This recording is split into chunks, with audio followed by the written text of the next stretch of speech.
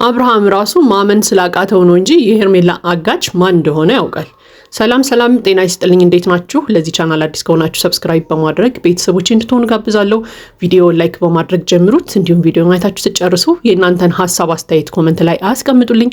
እንግዲህ ዛሬም እንደተለመደው በአዲስ ቪዲዮ ተገናኝተናል። ዛሬ እንግዲህ ሄርሜላ ጠፍታለች ወይም ደግሞ ታግታለች። የታገተችበትና የጠፋችበት ቦታ እስካሁን ድረስ አልታወቀም እያሉ ነው ማለት ነው። ለማንኛውም እንግዲህ ሰፋ አድርገን የእኛንም ሀሳብ አስተያየት እንሰጥበታለን።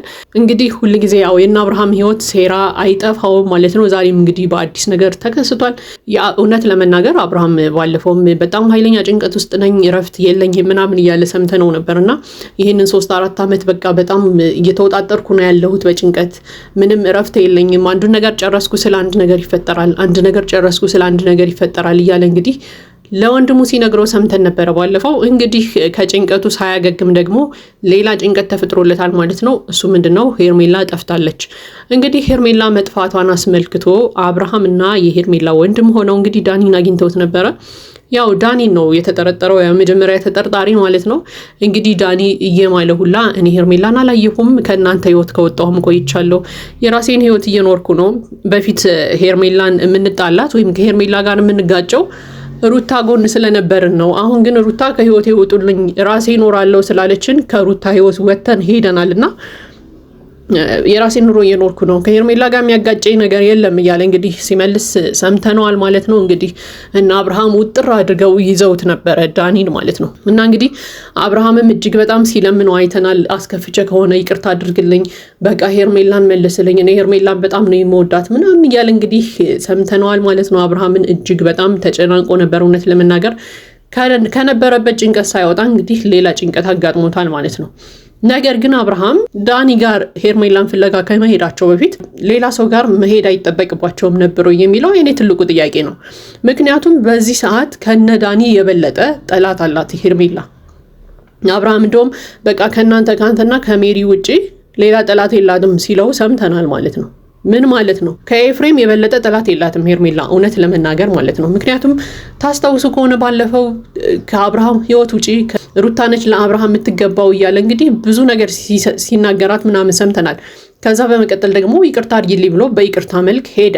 ከዛ ይቅርታ ካደረገችለት በኋላ ደግሞ ይቅርታ የጠየቁሽ አውቄ ነው፣ አንቺን ወደ እኔ ለማቅረብ ነው፣ ለሴራዬ እንዲመቸኝ ነው ምናምን ሁሉ ብሏት ከዛ በኋላ ምንድነው ያረጋት? አብርሃም ጋር ሆቴል ውስጥ አገኘኋቸው ብሎ እንግዲህ ሲቀውጠው ሲጮህ ምናምን ሰምተናል። ከዛ በመቀጠል ደግሞ ድጋሚ ይቅርታ ጠይቃቸው አብርሃምና ሄርሜላን። ያውም በአብርሃም ግፊት ነው በነገራችን ላይ ይቅርታ ይጠይቃት። አብርሃም እኔን ሳይሆን ያስከፋው ሄርሜላን ስለሆነ ሄርሜላን ይቅርታ ጠይቅ ስላለው ሄርሜላን ይቅርታ ጠይቋት ነበር።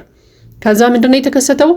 እቤቴ ምሳ ልጋብዝሽ አላት። በቃ የሆነ ነገር አስቦ እንደሆነ ሁላችንም ገምተን ነበረ። ከዛ ያንን ነገሩን አልተቀበለችም። በቃ ብቻ ለሄርሜላ ደስ የሚል ሪያክሽን የለውም፣ ወይ ደግሞ ሄርሜላን ይቅርታ ይጠይቃት ከልቡ እንዳልሆነ በደንብ ነው የሚያስታውቀው። ያ ሁሉ ባለበት ሁኔታ አሁን ለሄርሜላ ጠፋች ሲባል አብርሃም ቀድሞ መጠርጠር የነበረበት ወንድሙን ነው። ነገር ግን ያው ወንድሙ ስለሆነ መጠራጠር አልፈለገም፣ ወይ ደግሞ ወንድሜ እንደዚህ ያደርገኛል ብሎ ማሰብ አልፈለገም። ስለዚህ ቀጥታ የሄደው የት ነው?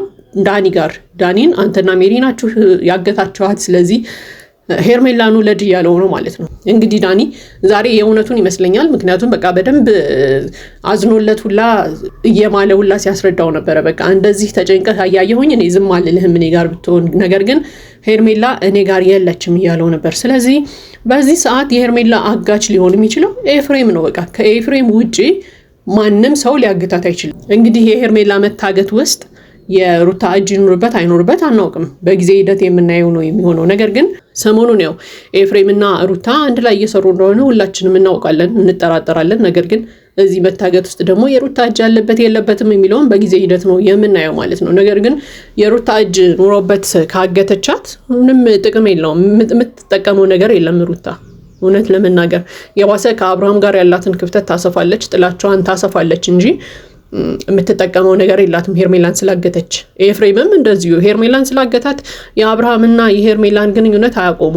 እውነት ለመናገር ሄርሜላ ላይ መጥፎ ነገር ቢፈጠርና ቢለያዩ ራሱ አብርሃምና ሄርሜላ ሩታን ካልወደዳት ወደ ሩታ ሊሄድ አይችልም። በቃ ፍቅር የሌለበት ነገር ከሆነ ሊመለስ አይችልም እውነት ለመናገር።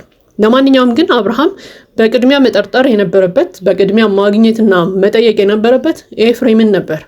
ኤፍሬምን ነው ሄርሜላን የት አደረስካት አንተ ነህ ያገትካት ብሎ መጠየቅ የነበረበት። ለማንኛውም ግን አብርሃም እንግዲህ ወደ ጠረጠረው ሰው ሄዷል፣ ዳኒ ጋር ማለት ነው። እንግዲህ ዳኒም በደንብ ነግሮታል። እኔ በፍጹም ሄርሜላን አላገትኳትም፣ ላግታትም አልችልም። አሁን ላይ እኔ የራሴ ኑሮ እየኖርኩ ነው፣ ከእናንተ ህይወት ወጥቻለሁኝ፣ እናንተ ህይወት ውስጥ አይደለሁም እያለ እንግዲህ እየማለ ሲነግረው ሁላ ሰምተናል ማለት ነው።